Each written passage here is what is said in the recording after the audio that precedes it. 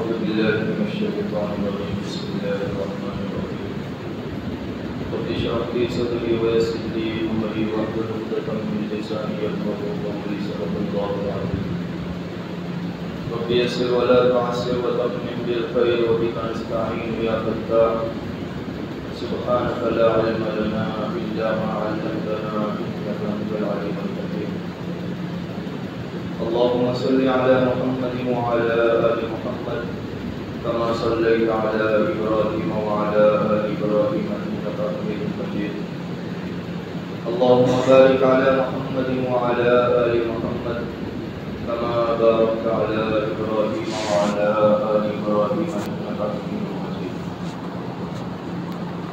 محترم بھائی دوستو بزرگوں،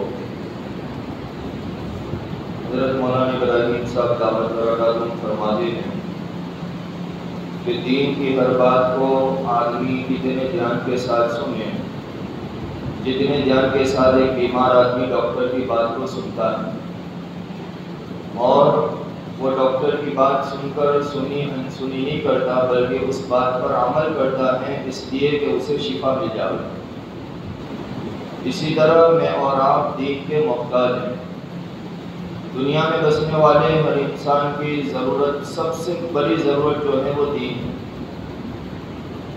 اس لیے دین کی ہر بات کو دھیان سے سننا، اس پر عمل کی نیت سے سننا، چاہے بولنے والا کوئی بھی ہو، بات اللہ کی، اللہ کے رسول جناب محمد رسول اللہ صلی اللہ علیہ وسلم کی ہو رہی ہے۔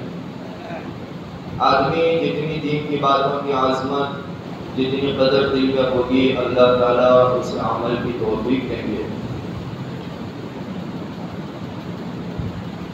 دنیا میں اللہ تعالیٰ نے کم و بیش 18,000 مخلوقات کو پیدا کیا، ان میں سب سے افضل جو مخلوق ہیں وہ انسان ہے۔ انسان کے علاوہ جتنی بھی مخلوقات ہیں وہ ساری کی ساری اللہ تعالیٰ نے انسانوں کی خدمت کے لیے اور انسانوں کے فائدے کے لیے بنائی ہے۔ چونکہ انسان جب پیدا ہوتا ہے تو اس کے پاس علم نہیں ہوتا، میری زندگی کا مقصد کیا ہے، کن چیزوں میں میرا فائدہ ہے، کن چیزوں میں نقصان ہے،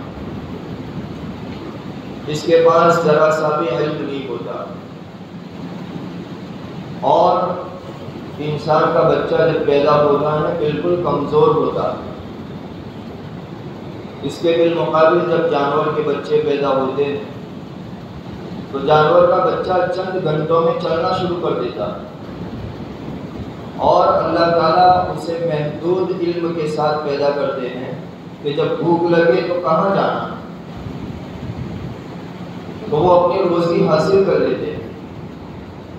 لیکن انسانوں کے بچوں کے پاس اتنا علم نہیں ہوتا کہ ہمیں بھوک لگے تو ہم روزی کہاں سے حاصل کریں، اس لیے بچے کو جب بھوک لگتی ہے تو وہ روتا ہے، ماں اس کے رونے کو سمجھ جاتی ہے اور پھر اپنے سینے سے لگاتی ہے، اور جسمانی اعتبار سے بھی کمزور پیدا ہوا ہے۔ اب اللہ رب العزت جو سات و زمین سات و آسمان کا مالک ہے، اپنے بندوں پر بڑا مہربان ہے، بڑا کریم ہے۔ وہ اللہ یہ چاہتا ہے کہ میرے بندے دنیا اور آخرت دونوں جہاں میں کامیاب ہو جاؤ، ورنہ انسانوں کو جہنم میں ڈال کر اللہ کا کیا فائدہ ہے۔ اس لیے اللہ تعالیٰ نے انبیاء علیہ السلام کا سلسلہ جاری کیا کہ یہ میرے بندوں کے پاس جاوے اور ان کی زندگی کا مقصد سمجھاوے کہ اللہ نے تمہیں دنیا میں کیوں پیدا کیا۔ ہر نبی نے آ کر اللہ کی طرف سے اللہ کے بندوں کو صاف صاف پیغام سنایا کہ اللہ کی اطاعت کرو گے، اللہ کی فرما برداری کرو گے، اللہ کی عبادت کرو گے، اللہ دنیا میں کیسی زندگی دے گا اور موت کے بعد اللہ کیا دے گا، اور اگر اللہ کی نافرمانی کرو گے، اللہ کے حکموں کا انکار کرو گے اور اللہ کو ناراض کر کے زندگی گزارو گے تو دنیا کی زندگی تنگ ہو جائے گی اور موت کے بعد کا انجام اچھا نہیں ہوگا۔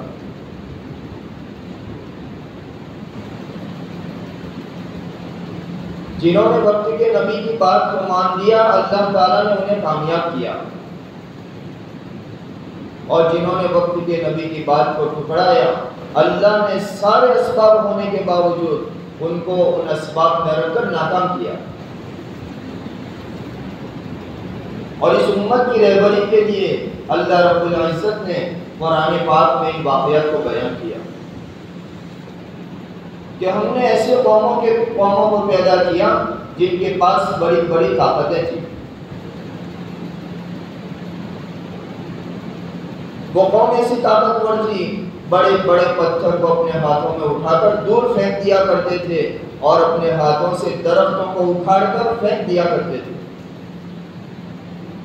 اپنے ناخن سے پہاڑوں کو کھرش کر اپنے مکان بنا لیا کرتے تھے۔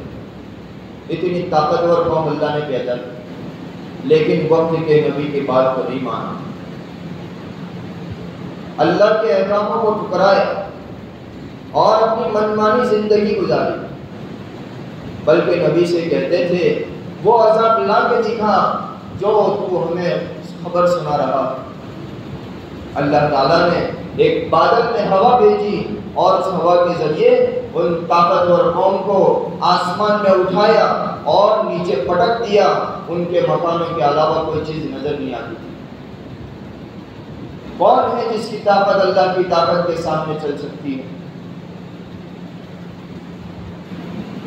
بڑے بڑے خزانے اللہ نے دیے دنیا کے لوگوں کو۔ قارون کو اللہ نے مال دیا، موسیٰ علیہ السلام سے اللہ نے حکم دیا موسیٰ علیہ السلام کو کہ زکوٰۃ وصول کرو، لیکن اس قارون نے اللہ کے حکم کو نہیں مانا، نبی علیہ السلام کی بات کو تسلیم نہیں کیا، اللہ نے اسی مال میں رکھ کر اسے ناکام کیا۔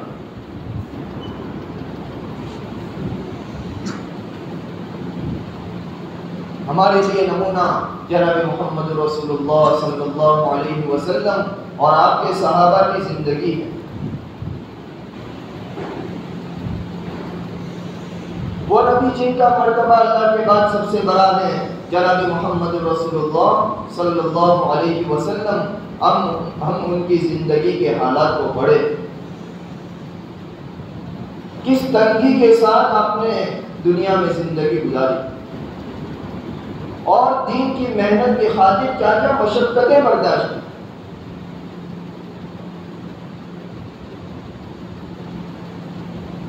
ایک مرتبہ حضور پاک صلی اللہ علیہ وسلم سے آپ کی ازواج نے خرچہ بڑھانے کی مانگ کی، نبی علیہ السلام نے قسم کھا لی ایک مہینے تک کسی کے پاس نہیں جاؤں گا۔ سارے صحابہ پریشان مسجد میں بیٹھے رو رہے ہیں۔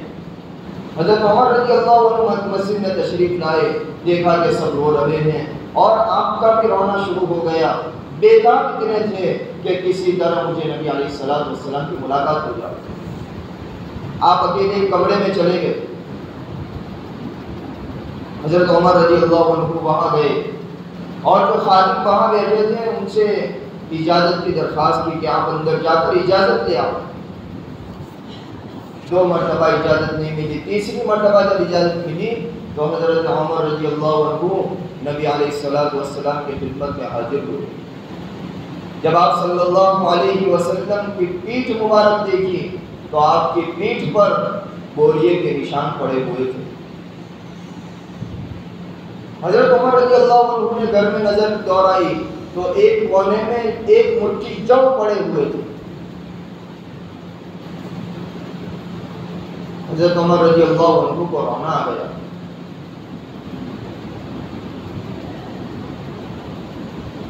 حضور پاک صلی اللہ علیہ وسلم نے عرض کیا، فرمایا کیا بات ہے؟ حضرت عمر رضی اللہ عنہ نے عرض کیا، یا رسول اللہ صلی اللہ علیہ وسلم کیوں نہ رو؟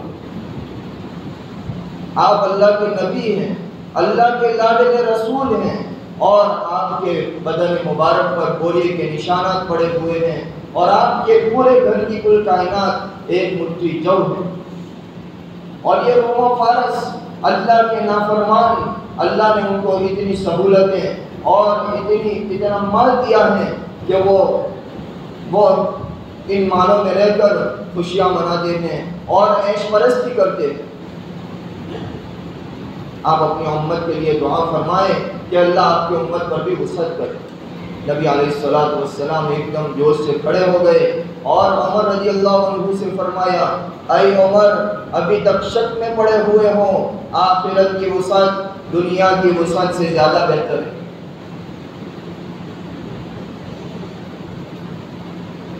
حالانکہ اللہ کے نبی صلی اللہ علیہ وسلم کو اللہ نے پیشکش کی تھی کہ اگر آپ چاہیں تو مکہ کے پہاڑوں کو سونا بنا کر آپ کے ساتھ چلتا کر دیں، لیکن آپ نے فرمایا ایک دن کھانا کھاؤں تاکہ تیری شکر گزاری کروں، ایک دن بھوکا رہوں تاکہ تیری طرف میں آموزاری کروں۔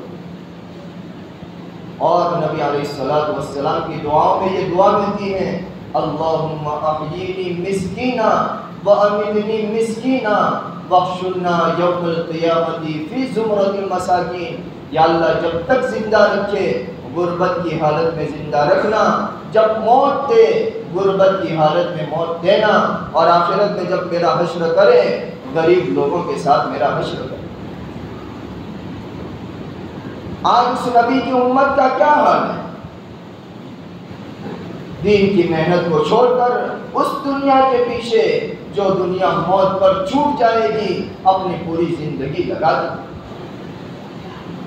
کبھی نہیں سوچا میں نے پوری جوانی دنیا کے پیچھے لگا دی، میں بوڑھا ہو گیا، اب موت آئے گی، میں ساتھ میں کیا لے کر جاؤں؟ اور جو ذمہ داری اللہ نے دی تھی، اے ایمان والو اپنے آپ کو، اپنے گھر والوں کو جہنم کی آگ سے بچاؤ، اس کے لیے میں نے کیا کیا؟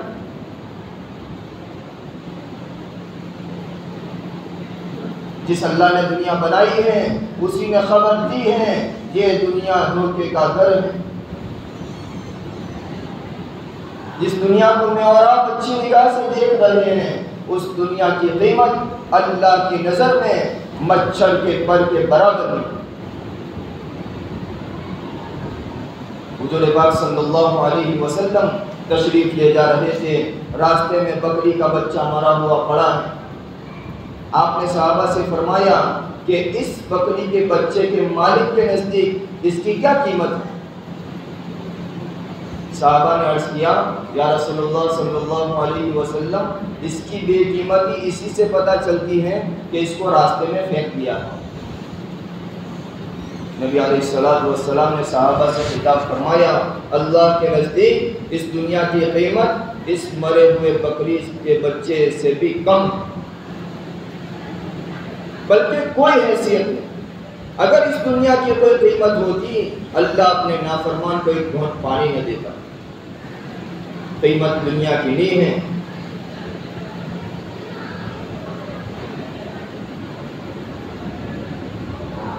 اس لیے اللہ تعالیٰ نے بندوں کی رہبری کے لیے نبیوں کو بھیجا اور قرآن پاک میں واقعات کو بیان کیا، میرے بندے دنیا میں رہ کر میری دی ہوئی نعمتوں کا استعمال کرے، میری عبادت کرے، میری اطاعت کرے تاکہ میں ان کی زندگی خوشگوار بنا دوں۔ حدیث قدسی میں اللہ فرماتے ہیں، اے ابن آدم تو میری عبادت کے لیے فارغ ہو جا، میں تیرے سینے کو تفکرات سے خالی کر دوں گا اور تیرے فقر کو دور کر دوں گا۔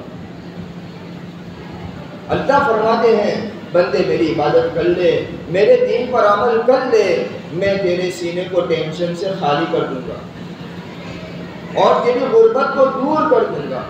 اور آگے اللہ فرماتے ہیں اگر ایسا نہ کیا تو میں تیرے سینے کو تفکرات سے بھر دوں گا اور تیرے فقر کو دور نہیں کروں گا۔ سکون دینا اللہ کے ہاتھ میں ہے۔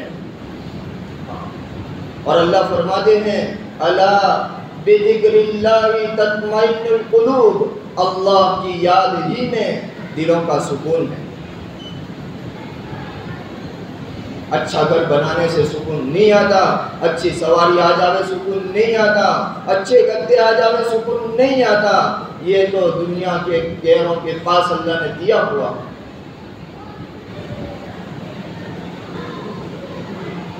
وہ نبی جن کا مرتبہ اللہ کے بعد سب سے بڑا ہے، اس نبی کو اللہ نے جبرائیل علیہ السلام کے ذریعے وحی بھیجی، اے محمد صلی اللہ علیہ وسلم اپنے گھر والوں کو نماز کا حکم دیتے رہیے اور خود بھی اس کے پابند رہیے۔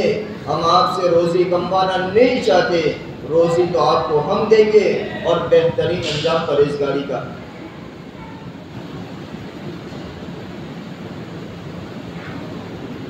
ہم ذرا دیکھیں ہماری بستیوں کا کیا حال ہے، دین کتنا ہے، مختلف قسم کے مشورے ہوتے ہیں۔ کبھی اس کا مشورہ ہوا کہ ہمارے جوانوں کی جوانیاں موبائلوں میں برباد ہو رہی ہیں، ہماری بیٹیاں موبائلوں میں لگ کر اپنی جوانیوں کو برباد کر رہی ہیں، اس کے لیے کیا کیا جائے؟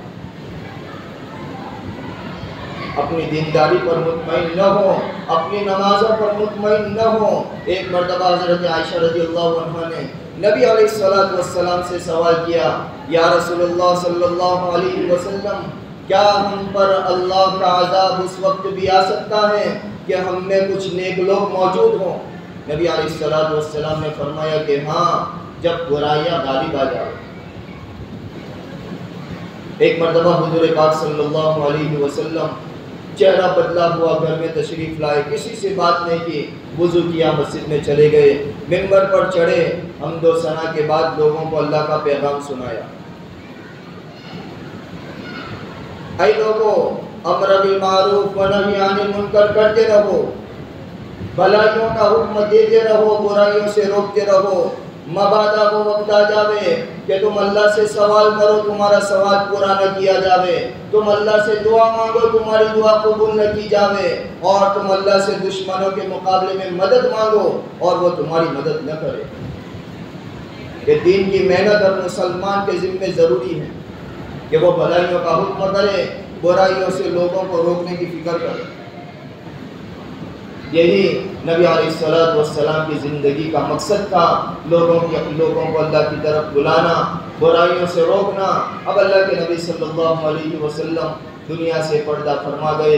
ایک ایک مسلمان کی ذمہ داری ہے خود کی ذات سے دیندار بننا اور اپنی بستی بلکہ پوری دنیا میں بسنے والا ایک ایک انسان اللہ کے دین پر آ جاوے، اس کے لیے دین کی محنت کرنا۔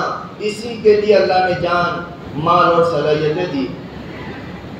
عقل مندی یہ ہے، جناب محمد رسول اللہ صلی اللہ علیہ وسلم فرماتے ہیں، عقل مند اور ہوشیار شخص وہ ہیں جو موت کے بعد کام آنے والے اعمال کرے۔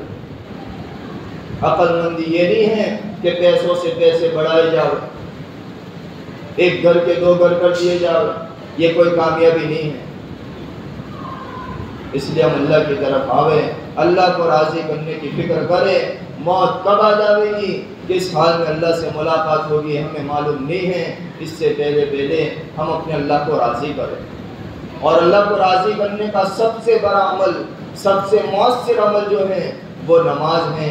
ہر مسلمان پر 5 وقت کی نماز اللہ نے فرض کی۔ ہماری زندگی کا مقصد اللہ کی عبادت ہے، مال کمانا ہماری زندگی کا مقصد نہیں ہے۔ مال مقدر ہے، جن کی مقدر میں اللہ نے مالداری لکھی ہے اللہ اس کو مالدار کر دے گا، اور جس کی مقدر میں مالداری نہیں ہے وہ پوری زندگی کما لے، دنیا کے پیچھے تھک لے، وہ مالدار نہیں ہوگا۔ اس لیے ہم سب نیت ارادے کریں، اللہ نے جو جوانی دی ہے، جو جان مال صلاحیتیں دی ہیں، اس کو اللہ کے دین پر لگانا ہے، اللہ کو راضی کرنے میں لگانا ہے۔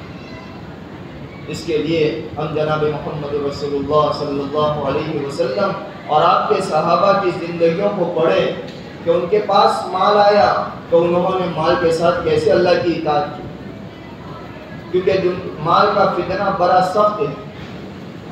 اللہ کے نبی علیہ السلام نے فرمایا، ہر امت کے لیے ایک فتنہ ہوتا ہے جس میں مبتلا ہو کر وہ فتنے میں پڑ جاتی ہیں، میری امت کا فتنہ مال۔ اس لیے ہم سب نیت ارادے کریں کہ اللہ نے جو مال دیا ہے اس کا صحیح استعمال کرنا ہے، اللہ کا کلمہ دنیا میں بلند ہو جاوے اور دین اسلام غالب آ جاوے۔ اس کے لیے ہم اپنے جان مال صلاحیت کو اللہ کے دین پر لگائیں گے۔ سب نیت کرتے ہیں بھائی، اللہ تعالیٰ مجھے اور آپ کو کہنے سننے سے زیادہ نیک عمل کی